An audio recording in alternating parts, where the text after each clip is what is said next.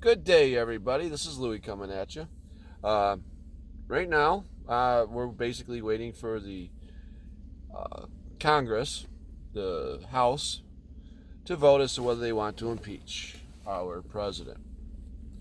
Now, the Dems already know they're up the creek without a paddle. And the reason they know this is one, they gave two bogus charges obstruction of Congress and abuse of power. Now, the reason they're bogus is because obstruction of Congress, I could be wrong, I'm not a lawyer, but I don't even think that's a law. And abuse of power is objective and subjective. The problem with abuse of power is what you may think is abuse of power, somebody else may not think is abuse of power. It's not as clear cut as like speeding. You either were going over the speed limit or you're not, or murder, like you either killed somebody or you didn't.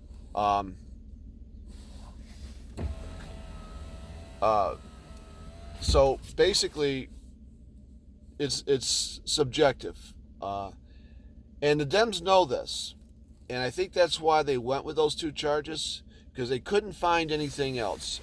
Hearsay is what they're basing it on, and we'll do more about hearsay in a minute. But basically, hearsay is Joe Bob said this, and Joe Bob told me that somebody else said, that another person said, that another person said.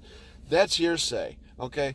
If Madison, say hi, Madison.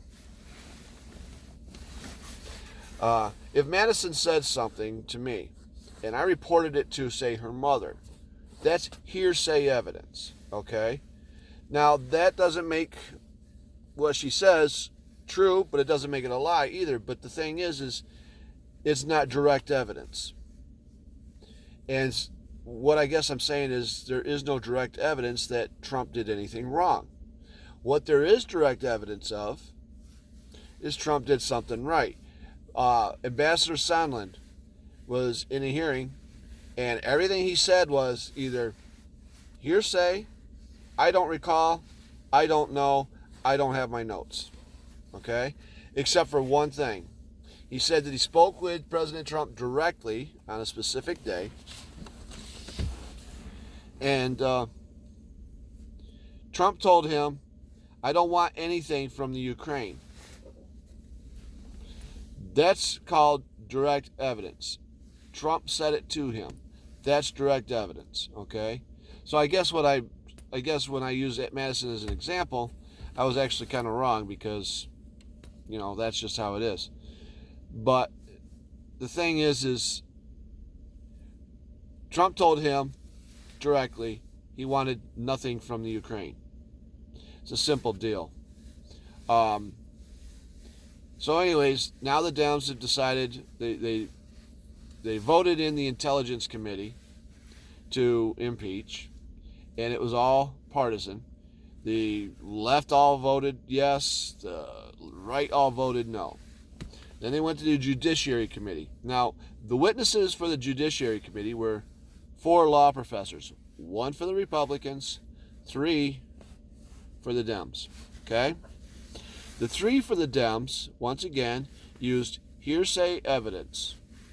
They didn't take time out to check their facts. Okay? The 1 from the Republicans wasn't even a Trump supporter. In fact, he voted against Trump. He voted for Hillary, I guess. I don't know. But he voted against Trump. And even he said that what they were doing was abuse of power, that there was no abuse of power on President Trump's part, but what they were doing was abuse of power. And, of course, the Judiciary Committee vote is supposed to, they voted to go forward with the impeachment. And now the vote sits before the House, the whole House. Okay? Now, this is where things start to get interesting.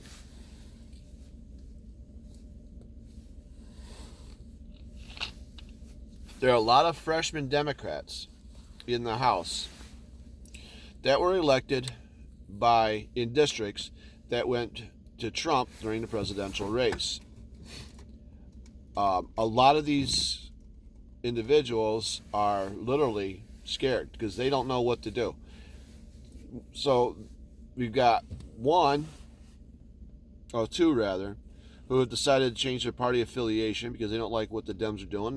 They claim they don't align with the Democrats anymore, which is fine.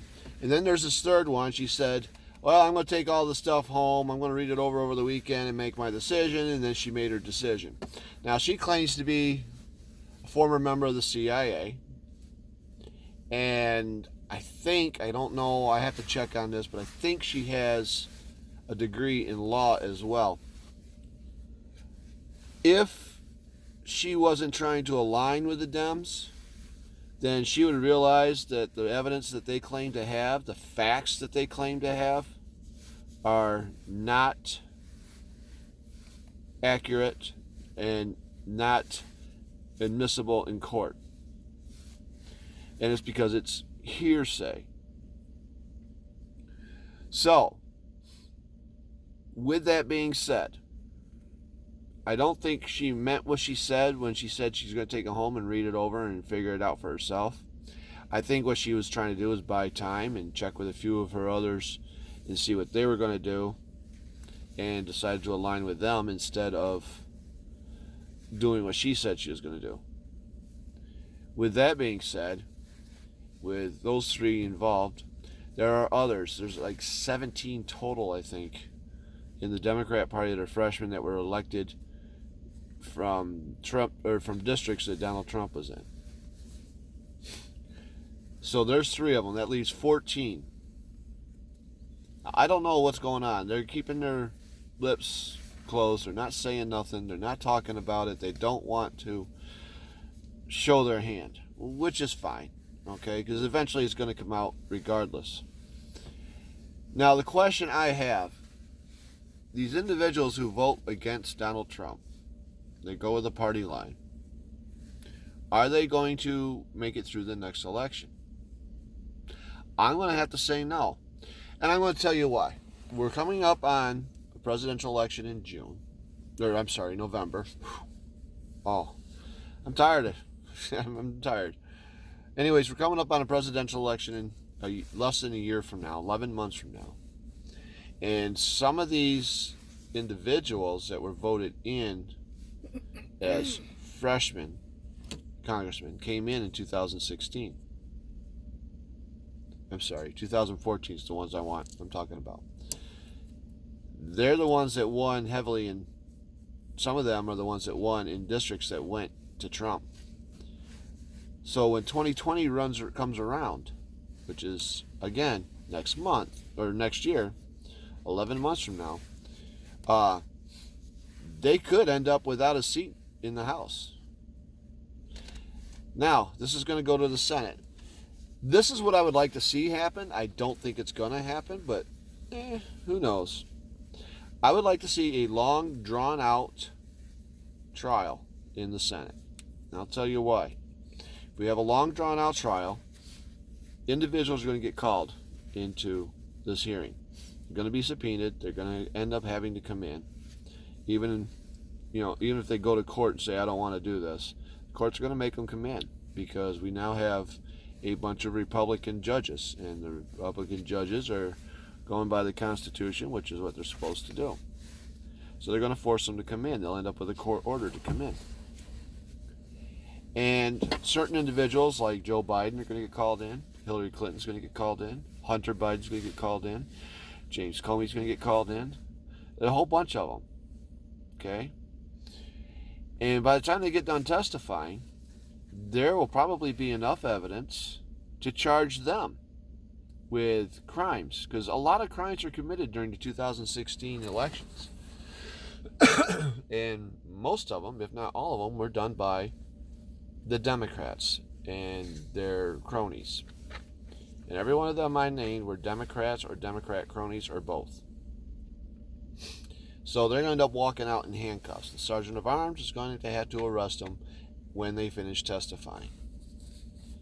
And if you want to see the swamp get cleared out, something fierce, that will be the time to see it getting cleared out.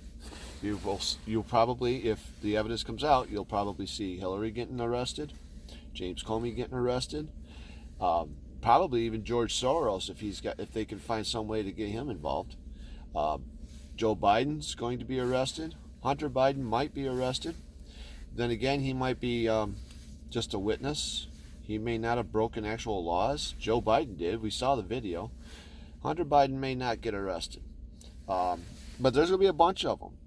And I'm going to tell you right now, I have a feeling Nancy Pelosi, Jerry Nadler, Adam Schiff, Cory Booker are all going to end up getting arrested. I think Cory Booker's in this up to his neck. Okay? And I think that's why a lot of these guys, these people, because Nancy's not a guy, but these people, are fighting so hard against Donald Trump because they don't want to be caught. They don't want to be found out. They don't want to spend the rest of their lives in jail for what they've done to the American people. So, with that being said, the way I understand it, what the hell's his name? Lindsey Graham, saying he doesn't want a long drawn-out process. President Trump stated that he did, but he'll go with what Mitch McConnell and Lindsey Graham want, which is fine. Let them do it their way. I'm going to tell you right now, if they want the swamp to be drained, this is what's going to have to happen. President Trump will be found innocent because, as far as I can see, unless somebody's got a piece of paper or something that says he actually did something wrong and proves it, he ain't done anything wrong. I try to watch it with an open, objective perspective, but now maybe I'm not being as objective as I thought, or maybe I'm right, and hearsay evidence is all they've got. We all allowed our own opinion. That's mine. You can decide to agree with me. You can decide to disagree with me. I really don't care. That's your decision. But I'm going to tell you right now, if I ever have to go to court with charges based on hearsay evidence, I'm not going to get convicted. Hearsay evidence does not work. There are laws in this country to protect innocent people, and hearsay evidence is one of those protections. You cannot use it. That's one of your protections as a criminal, as a citizen of the United States. Hearsay is not. Okay?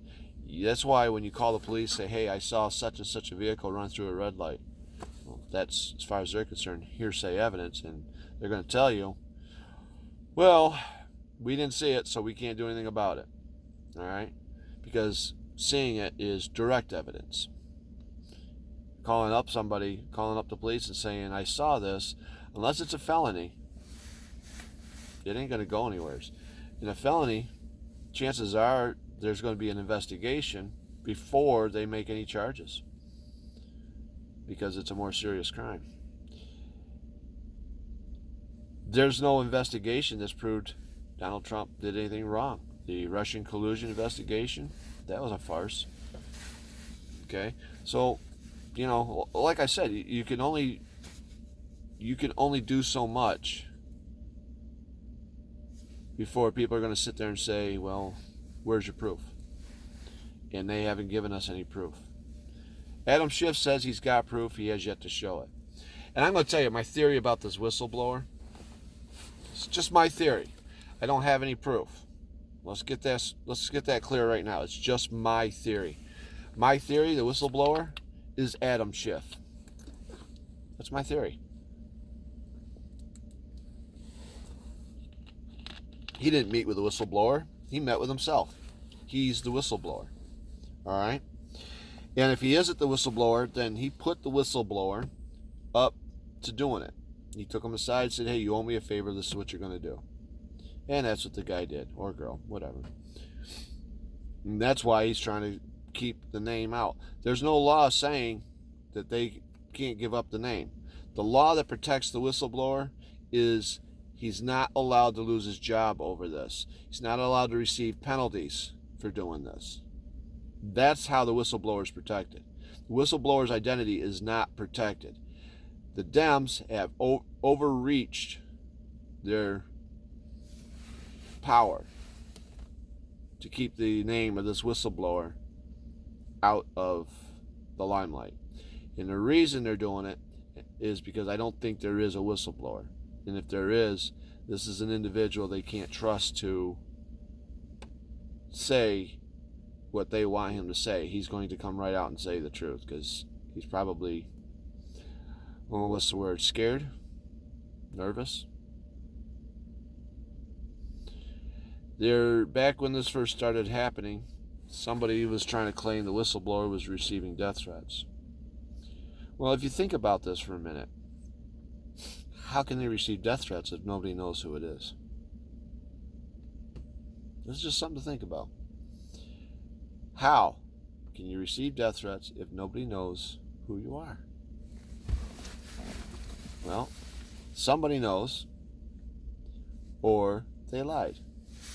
If somebody knows, then the death threats had to have been brought on by the Dems because nobody in the Republican side knows. And I'll be honest with you, if it were me, if I knew who it was, I'd be blabbing my mouth all over the place. I'd be telling every newspaper I can.